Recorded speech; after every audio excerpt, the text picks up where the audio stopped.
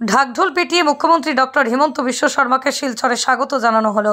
বৃহস্পতিবার 3 দিনের বিভিন্ন কর্মসূচি নিয়ে বরাকে পৌঁছলেন মুখ্যমন্ত্রীর কুমিরগ্রাম বিমানবন্দর থেকে শিলচরে আসার পথে রংপুর মধুরাপুরের সামনে হাজার অধিক জলমিত্র হাতে সুস্বাগতম ব্যানার নিয়ে ঢাকঢোল বাজিয়ে স্বাগত জানালেন।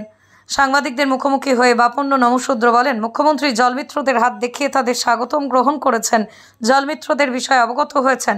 সেই স্বাগতমের পরিপ্রেক্ষিতে কাছাড়ের এডিসি দায়িত্ব নিয়েছেন যে কাছাড়ের জেলা আয়ুক্তের মাধ্যমে বরাকের 11 জন প্রতিনিধি নিয়ে আলোচনা টেবিলে বসবেন। তারা আশাবাদী আলোচনা বসার পর তাদের বিভিন্ন সমস্যার সমাধান করবেন আসামের মুখ্যমন্ত্রী। জলমিত্র এটা ঠিক, কিন্তু আমাদের সমস্ত বরাকে জলমিত্র 3000 আছে, কিন্তু আমরা প্রত্যেক পানি যোগান ওয়াটার সাপ্লাইতে 2 জন জলমিত্র থাকে। আমরা একজন জলমিত্র রেখে আসছি, কেননা পানি যোগান ধরবে ওয়াটার সাপ্লাইয়ের মাধ্যমে। তো আমরা আজকে সিদ্ধান্ত নিয়েছি জলমিত্রের তরফ থেকে আমরা মাননীয় মুখ্যমন্ত্রী হেমন্ত বিশ্ব শর্মাকে আজকে স্বাগতম জানাবো এবং সেই স্বাগতমের মাধ্যমে আমরা জলমিত্র বিভিন্ন সমস্যা তুলে ধরবো। এবং কিছুদিন আগে আমাদের জলমিত্র সম্মেলন, জল জীবন মিশন সম্মেলন হয়েছিল শিলচরে। উনি আমাদেরকে ওপেন সভাতে বলেছিলেন যে জলমিত্রদের বেতন অতি সত্বর বৃদ্ধি করতে হবে এবং জলমিত্ররা দিনরাত কাজ করে যাচ্ছেন।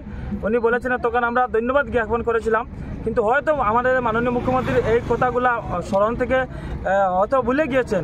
আমরা আবার আজকে স্বাগতের মাধ্যমে স্মরণ করতে দিতে চাই যে মুখ্যমন্ত্রী যেন বলছিলেন আমাদের অতি সত্ত্বর বেতন বৃদ্ধি করবেন, কিন্তু 6500 টাকা আমাদের সত্যিকারের অর্থে আপনারা দেখুন 6500 টাকা কীভাবে একটা পরিবার চলবে। এবং একটা ওয়াটার সাপ্লাই 8 ঘন্টার নিচে ডিউটি, 8 ঘন্টার উপরে ডিউটি করতে লাগে।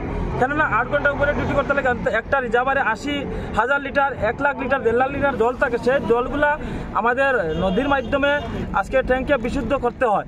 সেই জলগুলা 80,000, 1 লাখ লিটার জল ভর্তি করতে হলে অন্তত 3 থেকে 4 ঘন্টা সময় লাগে।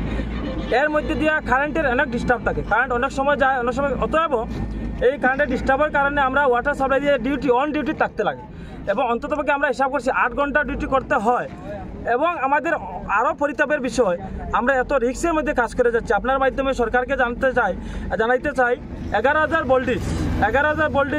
ভোল্টেজের মোটর কীভাবে পাওয়ারফুল থাকবে আপনারা নিশ্চয় জানেন। সেই মোটর চালাতে গিয়ে আমাদের অনেকের প্রাণহানি করছে। যেমন আমাদের পাবলিক মৃত্যুবরণ করলো, উনি লাইফ ইন্স্যুরেন্স যদি থাকতো উনি অন্তত গভর্নমেন্ট বেনিফিট পেতেন। সেই দাবিগুলো সরকার মেনে নিচ্ছে, লাইফ ইন্স্যুরেন্স, ডেথ বেনিফিট এবং রিটায়ার্ড বেনিফিট।